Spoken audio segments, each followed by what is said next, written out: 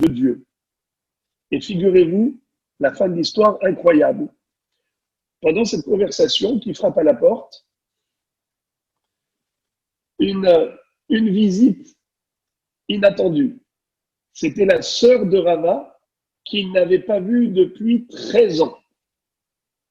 Elle venait rendre visite à son frère. Et qu'est-ce qu'elle apporte avec elle? Un petit cadeau. C'était quoi le cadeau? Qu'est-ce qu'elle avait dans son panier? Précisément, un poulet farci et une jarre de vin. Voilà ce qu'elle apportait à son frère qu'elle n'avait pas vu depuis 13 ans. Alors à ce moment-là, Rava va dire à ce pauvre, lève-toi, mets-toi à table, installe-toi, Akadosh Baruch Hu a prévu pour toi ton repas. Et donc je te présente mes excuses. Je n'aurais pas dû dire ce que j'ai dit. En effet, tu avais à 100% raison. Toi, tu vis avec la confiance en Dieu. Et il ne te déçoit pas. Il m'a ramené ma sœur. Grâce à toi, j'ai pu voir ma sœur. Parce que finalement, ce n'est pas qu'elle est venue pour me rendre visite. Elle est venue pour t'apporter à manger. Et seulement, Akadosh Baruch Hu a fait en sorte qu'il lui a donné cette nostalgie de venir me voir. Rabotaï, ce que je veux dire par là, c'est qu'en réalité, notre vie est gérée par Akadosh Baruch Hu. Et en réalité, l'homme aurait pu vivre comme dans le paradis. C'est-à-dire, dans le Gan Eden, quand Dieu a créé l'être humain, Adam et Chava, est-ce qu'ils travaillaient à l'époque pour la parnassa? Est-ce qu'ils avaient besoin de s'investir pour subvenir à leurs propres besoins? Pas du tout. Comme dit le Midrash, Malachim tzolim lo basar ou masgim lo yain. C'était les anges qui étaient à leur service. Donc en réalité, l'humain, dans le paradis, n'avait besoin de rien. Et lorsque, malheureusement, Adam et Chava ont fauté en mangeant le fruit interdit, ils ont été virés du Gan Eden. Et désormais, Akadosh Baruch Hu va dire à Adam, Bezirat apecha tochal lachem. Tu mangeras ton pain à la sueur de ton front. C'est quoi cette malédiction? C'est quoi cette malédiction? De manger son pain à la sueur de son front. Alors que dans le Gan Eden, tout était accessible facilement. On n'avait pas besoin même pas de travailler. Le pérou, c'est le suivant. C'est que dans le Gan Eden, la révélation divine était parfaite. L'homme, Adam, pouvait accéder à la Emouna en Akadosh Baruch Hu tellement facilement. Il voyait Dieu dans la nature. Mais comme malheureusement, il s'est lui-même éloigné d'Akadosh Baruch Hu, eh bien maintenant, Akadosh Baruch Hu lui a donné un challenge. Il lui dit, ben moi maintenant, je vais t'éloigner de moi et à toi de faire la démarche pour revenir vers moi. Moi, quand j'étais proche de toi, eh bien, tu t'es écarté. Maintenant, à toi de te rapprocher.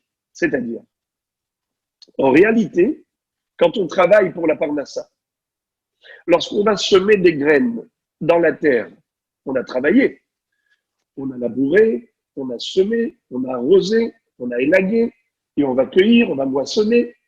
Les amis, qui est-ce qui a donné naissance à ces fruits? C'est Akadosh Baruch Hu. C'est vrai que l'homme va semer des graines. Et alors, tu as semé des graines et tu les as enterrées. Et alors, pourquoi est-ce que ça va donner des fruits? C'est Akadosh Baruch Hu qui va donner ces fruits. Seulement, il y a une grande épreuve de Emouna pour l'homme.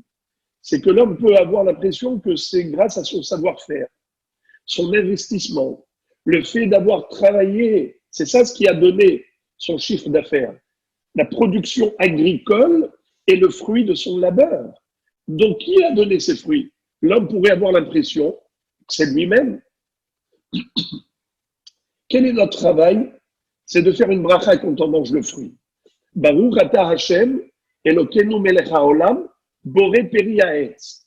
Baruch ata Hashem, Elokeinu melech haolam, boré peri haadama. Ça veut dire que le travail de l'homme aujourd'hui, c'est que quand il va manger son pain, il doit voir la main divine dans la création de cet aliment. Quand il était dans le Gan Eden, c'était quelque chose qui était évident. La nature a été créée par Akadosh Baruch Hu. D'ailleurs, regardez quelque chose d'extraordinaire. Quelle est la valeur numérique de la nature en hébreu? Hateva, He, Tet, Bet, Aïn. La nature. Eh bien, c'est 86. Quelle est la valeur numérique du nom d'Hachem? Elohim. 86. Elohim en valeur numérique 86. Car c'est Dieu qui a créé la nature. Bereshit, Bara, Elohim. D'ailleurs, le prophète Ishaïa va nous dire, c'est où marom elechem ou mi bara ele. Levez vos yeux vers le ciel et posez-vous la question. Qui a créé le firmament? Qui a créé les galaxies, les constellations, les astres, les étoiles, le soleil, la lune, tous ces luminaires? Qui a créé tout cela? Posez-vous la question. Arrêtez d'être blasé. Arrêtez de vous habituer. L'accoutumance éteint les sentiments. Réveillez-vous un jour comme un bébé qui vient de naître et qui se pose des questions. Mais c'est quoi ce monde? Posez-vous la question. Levez les yeux vers le ciel. Pourquoi lever les yeux vers le ciel? Parce que malheureusement, on s'habitue à tout ce qu'il y a sur la terre. Alors le ciel, c'est loin de nous. On peut encore s'émerveiller par la contemplation. Mais en réalité, Dieu nous dit, c'est où? Marom enechem ou mi bara ele. Posez-vous la question, qui a créé tout cela? Mi bara ele. Écoutez bien quelque chose. Prenez les deux mots. Mi ele, mi bara ele, mi. Qui? Ele, cela. Ça vous donne les mots. Le mot Elohim. Ele et mi, c'est exactement les mêmes lettres que Elohim. Elohim bara. Mi bara ele, Bereshit bara Elohim. Alors, lorsqu'on était dans le Gan Eden, on voyait Dieu, tout était parfait. Mais malheureusement, si Adam s'est permis, malgré tout, de faire abstraction de la présence divine et de manger du fruit interdit, maintenant qu'il a été viré du Gan Eden, tu vas manger ton pain à la sueur de ton front. Et alors, maintenant, tu vas avoir la vraie épreuve. Est-ce que tu vas croire que c'est grâce à la sueur de ton front que tu as mangé ton pain? C'est parce que tu t'es investi et que tu es intelligent et que tu as du savoir-faire et parce que tu as su marquer des buts, placer ton argent là où il fallait, tu savais viser juste, eh bien, tu vas t'attribuer tout le succès, ou bien tu vas comprendre qu'en réalité, tout cela n'était que le canal pour t'envoyer la bracha, exactement comme quelqu'un qui sème des graines et ça pousse, et lui se glorifie. Regarde tout ce que je me suis fait. Des tonnes de blé que j'ai pu récolter et de fruits. Mais qui a fait pousser Boré Périaet? Donc l'épreuve de l'homme, c'est de pouvoir reconnaître la main divine après tout ce qu'il a fait. De voir et de percevoir l'intervention d'Akadosh Baruch Hu malgré son intervention personnelle. D'ailleurs, il y avait une épreuve extraordinaire. Dans le Beth Amikdash, on nous disait qu'il fallait apporter du feu terrestre alors qu'il y avait le feu céleste qui consumait le korban. Alors pourquoi est-ce qu'il faut apporter du feu terrestre? Chachamim nous disent que c'est pour être Memaret Hanes, pour réduire le miracle. Qu'est-ce que ça veut dire réduire le miracle? Dieu ne veut pas qu'on vive dans des conditions miraculeuses. Il ne veut pas ça. Il veut qu'il y ait de la nature. Alors quoi? Apporte un feu naturel pour dissimuler le feu céleste. En d'autres termes, s'il n'y avait que du feu céleste, ça veut dire que la émouna s'impose. Eh bien, tu vois Dieu, il t'envoie du feu du ciel, il te consume le korban. Qui ne va pas croire en Dieu? C'est trop facile. L'épreuve de l'homme aujourd'hui, c'est que malgré le feu terrestre, qu'ils comprennent que c'est le feu céleste qui a consumé le korban. Notre travail à nous, c'est de croire que toute cette nature est gérée par un programmateur.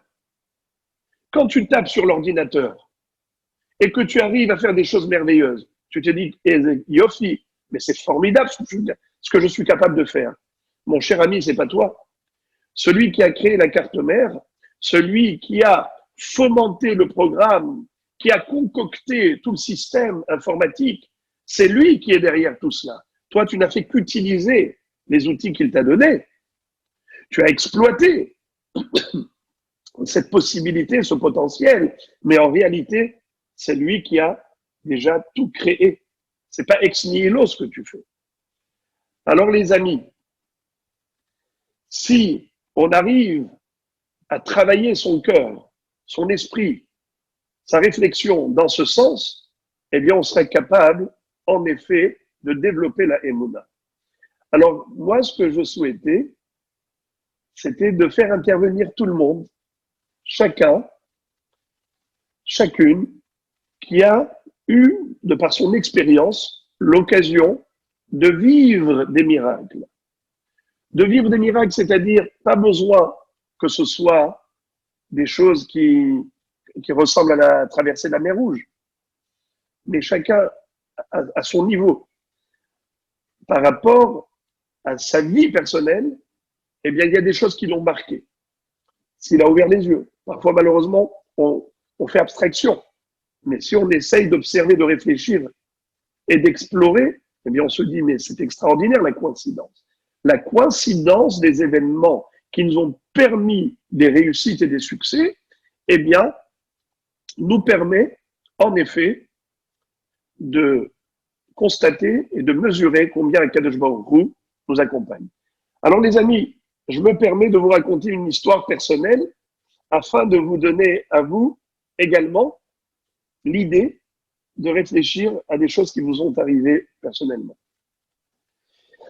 Vous savez, lorsque j'ai fait ma Aliyah, j'étais à Paris, dans la communauté de Aliyakov, dans le 19e arrondissement, et on avait déjà tout prévu. Il nous manquait juste une seule chose, c'est où mettre les pieds. On n'avait pas encore de maison, d'appartement. Et pourtant, on avait reçu plein de propositions, plein de photos, de clichés, de différents agents immobiliers. Et puis finalement, rien ne convenait vraiment. Et finalement, il y a eu quelque chose qui s'est déclenché. Et Baruch Hashem, ça correspondait aux souhaits et aux critères de ce que nous souhaitions voir.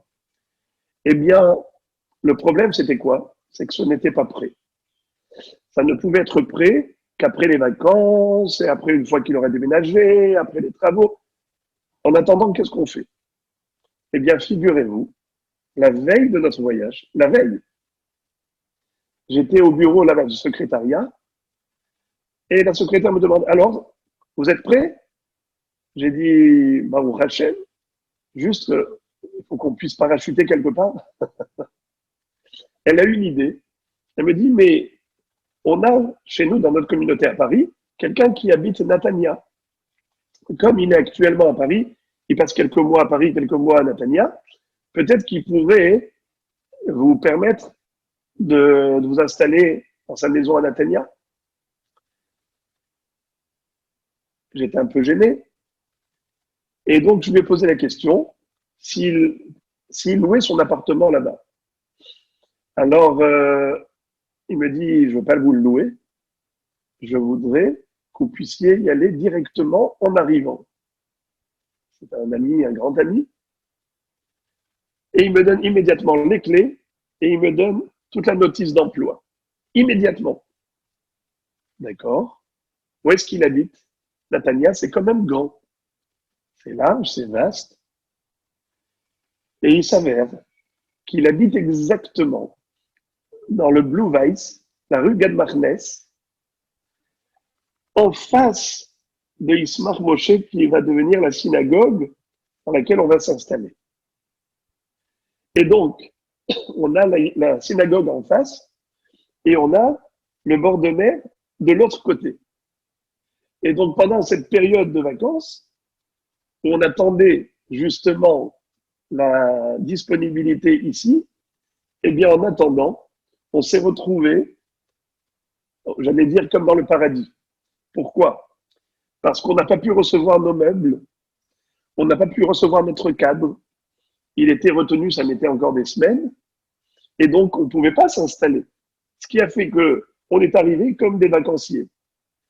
Mais des vacanciers avec la possibilité de s'installer à la synagogue. Donc sur le plan communautaire, on avait la choule. Mon épouse me disait, j'ouvre une fenêtre d'un côté, je fais ma tfila, je me trouve en face de la choule, je vais de l'autre côté et je dis Marabou Marasecha Hashem quand je vois cette vue imprenable de la mer, qu'on voit l'horizon, ce soleil qui se lève et qui se couche, où on peut chanter des louanges à Kadosh Baruch Hu comme l'a fait David Ammeler, en disant cette mer-là est tellement profonde, avec des êtres aquatiques, Zehayam, Gadol, Uhav Yadaim, Sham Remes Ven Mispar, Hayot Ketanot, En Gedolot, Sham Oniot, Yihallechun, Liviatan Ze Yatzart Alesachegbo, Kulam Elecha Yesaberum, et ainsi de suite. David Ammeler épanchait son cœur en voyant la nature. Il palpait la providence divine dans tout. Eh bien, à ce moment-là, c'était pour moi un signe du ciel. Ça veut dire que, surtout Natania, l'appartement qui nous a été prêté pendant ces quelques semaines, c'était bidiouk. On ne pouvait pas plus proche de là où on avait besoin. Et même le retard du cadre, j'ai dit à mon épouse, si on avait reçu immédiatement le cadre, tout de suite, on se serait investi dans des travaux très difficiles d'installation. D'ailleurs, on s'en est rendu compte plus tard, quand on l'a reçu. Et donc, j'ai dit merci à Hachem qu'on a pu d'abord souffler un coup avant de rentrer dans le travail. Mais de se retrouver dans cette ambiance, c'était pour moi un miracle naturel. C'est-à-dire que dans la nature, il y a beaucoup de miracles. Donc, nous remercions Akadosh Baruch Hu. Et c'est comme ça que je pense que chacun doit réfléchir au beau moment de sa vie, c'est-à-dire où il a pu voir ces clins d'œil d'Hachem, comme j'avais expliqué de Yosef Hatzadik. Akadosh Baruch Hu lui fait un coup d'œil et lui dit, tu vois, il n'y a pas de mauvaise odeur, alors que tu es accompagné de gens qui généralement transportent du goudron, du pétrole. Non, non, j'ai fait en sorte que tu n'aies que du parfum. Comme ça, pendant tout le voyage, tu sens la bonne odeur parfumée de Nechot Sori Valot. Ça veut dire que dans les épreuves, regardez le rayon de lumière qui se trouve à l'horizon. Et à partir de ce petit rayon de lumière, si tu y crois en Akadosh Baruch Hu et tu as confiance en lui, eh bien, petit à petit, tu vois la lumière à l'est et le soleil qui monte et qui pointe à l'horizon. Il y avait un jeune soldat qui était complètement laïque et un jour, un ami l'a amené dans un shiur de Torah. Et il lui a dit, viens écouter des livrets Torah. À la fin, il lui a dit, laisse-moi tranquille, c'est pas pour moi tout ça. Alors, il l'a amené auprès du Rav. Il a dit au Rav, non, mais moi, je ne peux pas, Shomer Shabbat, Kachou, tout ça, c'est trop de restrictions, trop de pression. Alors, il lui a dit, est-ce que je peux te demander quand même de garder une halakha? Au moins une halakha. Il lui a dit, chercher la plus facile. Alors, le Rav lui dit, voilà, j'ai trouvé la plus facile. C'est que lorsque tu mets tes chaussures, mets d'abord la chaussure du pied droit, chaussure droite, ensuite chaussure gauche. Et lorsque tu dois nouer, d'abord tu vas nouer la chaussure gauche et ensuite celle de droite. Il me dit quoi? Ça c'est une loi, c'est une règle? Il me dit oui, c'est écrit dans la halakha. Pourquoi? Parce qu'il faut toujours donner la priorité à la droite. Alors pourquoi au niveau des lacets, il faut d'abord faire le nœud du pied gauche? Parce que les téphilines, on les attache dans la main gauche. Au niveau de tout ce qui est nœud et attachement, on le fait, les attache au niveau de la gauche. C'est pour ça que la chaussure de gauche au niveau du nœud. Figurez-vous que ce garçon lui a dit, mais bien sûr, ça c'est tellement facile, aucun problème. Si c'est cela, ma mitzvah de la Torah que je dois accomplir, c'est une mitzvah rabbinique, c'est pas une Torah. Il m'a dit, mais ça je suis d'accord. Il lui a dit, mais tu y tiens, jamais tu ne transgresses ce que tu as appris maintenant que tu t'engages. Je lui ai dit ça, d'accord. Figurez-vous qu'un jour, le régiment de soldats devait partir en hélicoptère. Ils avaient donc une mission. Et ce garçon, lorsqu'il a mis ses bottes de Khayal, Donc, immédiatement, il va rejoindre ses amis et il s'est souvenu que cette fois-ci, il a inversé l'ordre. Alors, il dit à ses copains, avancez, moi j'arrive. Il dit, qu'est-ce que tu vas faire? Il dit, j'ai quelque chose à faire. Il revient, il retire ses chaussures et il remet. Droite, gauche, là c'est gauche, là c'est droit. Il s'en va, mais eux, ils avaient déjà avancé. Ils sont montés dans l'hélicoptère, donc il fallait qu'ils attendent. Je ne sais pas si vous vous souvenez, il y a quelques années, de 2 hélicoptères de Tsahal, il y avait eu 74 morts. Drame inimaginable. Il devait faire partie de ce groupe et il a été sauvé avec cette mitzvah qu'il a voulu observer. C'est-à-dire qu'Akadosh Baruch Hu parfois nous permet de mesurer les choses en filigrane, parce que ce monde-là, c'est un microcosme, par rapport au Olam Haba qui est un macrocosme. Alors, tout paraît petit ici, mais là-bas, ça prend une ampleur. Alors, parfois, Akadosh Baruch Hu nous montre déjà dans ce monde ce que cela représente et signifie une mitzvah, même la plus simple. Voilà, les amis, ce sera tout pour ce soir.